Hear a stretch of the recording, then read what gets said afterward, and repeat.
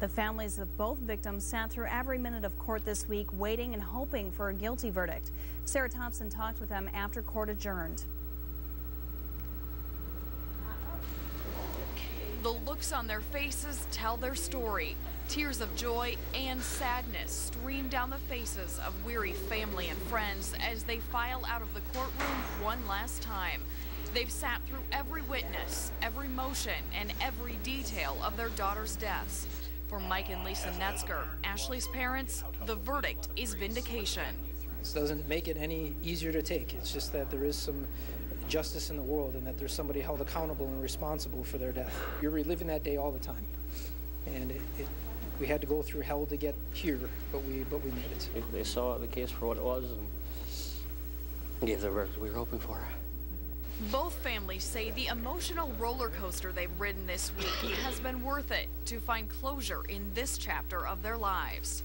It's been very tough. Glad that it's over. Glad that we got the things that we were looking for.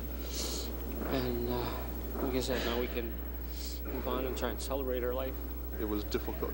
You know, you were happy that the conviction happened, and it was just very difficult to stay calm in that situation. You all wanted to, you know, to say thank God right out loud. As lead investigator, Lieutenant Jody Crocker watched this case unfold, from being on scene the night it happened to sitting in the courtroom throughout the trial, waiting and hoping for a guilty verdict. Delving into this case, getting to know the families, getting to know the girls, you couldn't help but fall in love with them. And justice was served today. It's what we were hoping for, and just glad that, you know, the jurors were able to see the same things that we were all able to see. It's just redemption, you know, that the system, as difficult as it was, trust me, works, and that justice has been realized.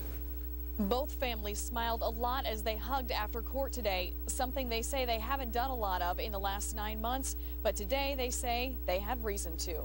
Sarah Thompson, Action 2 News, Green Bay.